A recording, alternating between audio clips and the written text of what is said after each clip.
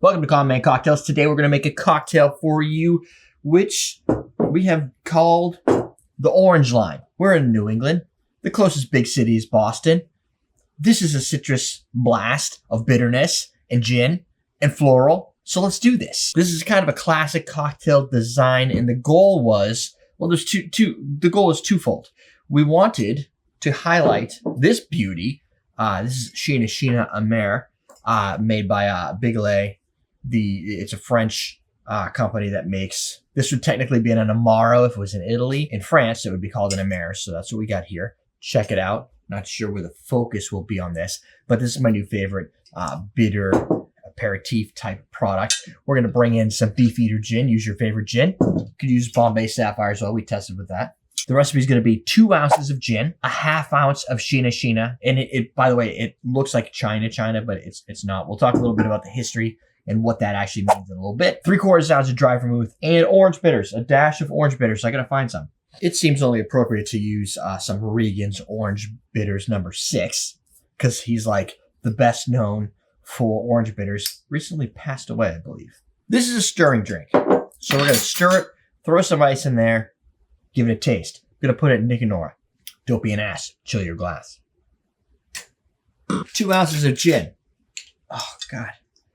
If you have carpal tunnel, this could be a pain. Literally. Just get a smaller bottle. You really want to pour your least expensive ingredient first? Whatever. 3/4 ounce. 3/4 ounce. I'm going to use some Via vermouth. The Whisper Dry. Use your favorite dry vermouth. ½ ounce of the China-China. This goes a long way. I made an Amaro Manhattan with this last night. And it was at that point I realized 40 ABV versus what I typically use for an Amaro, which is Bully Boy. And that's like 29% versus 40%. Did I say ABV? So it's 40%, 80 ABV. Strong. Kind of. And bitter. And orange. And dark. I got a prop. See, it's right there. We'll talk about that in a minute. 1 dash. Orange bitters. You could, if you want to, put like an orange slice on here, an orange twist. That would be kind of cool. Fresh out of oranges right now, so can't really do that. But considering we've invented this, I give you permission to use a garnish or not.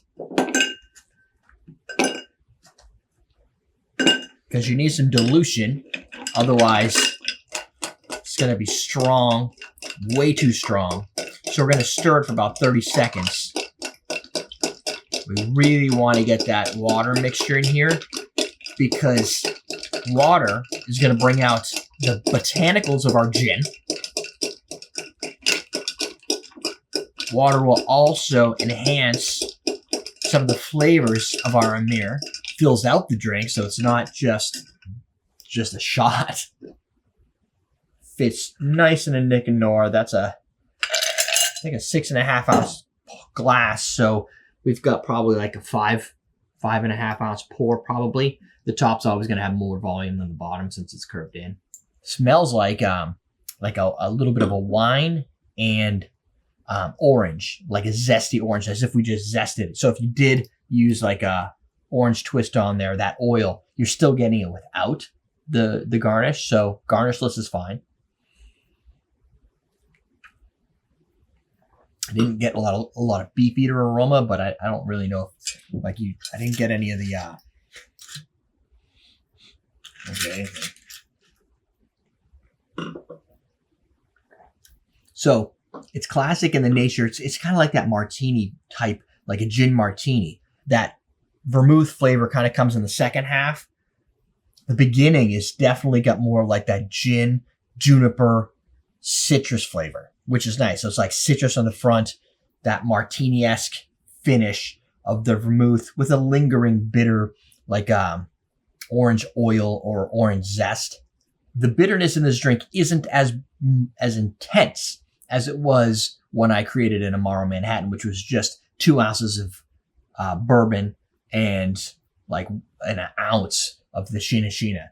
The China-China is dialed back a little bit.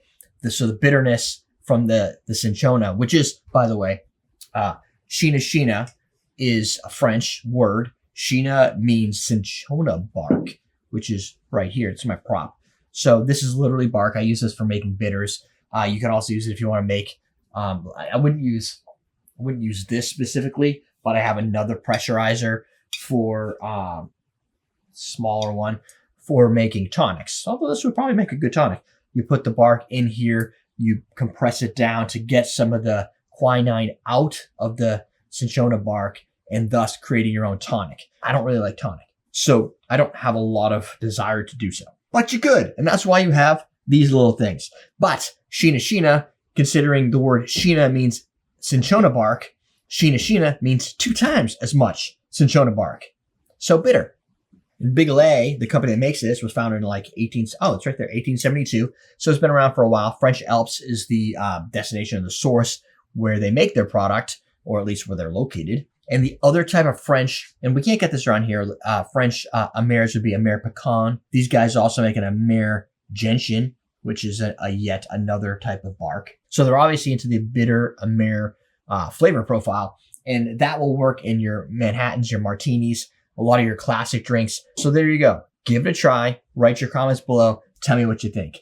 And I highly suggest getting yourself a bottle of China-China and giving it a try. It's a secondary. This is a little softer, maybe. It's going to give it a more cola vibe, maybe. But you can try Amaro, Ramazzotti if you can't get China-China. I found this at Total Wine in Massachusetts, so it's clearly available at one of the largest wine stores I think that exists. So that's it. There you go.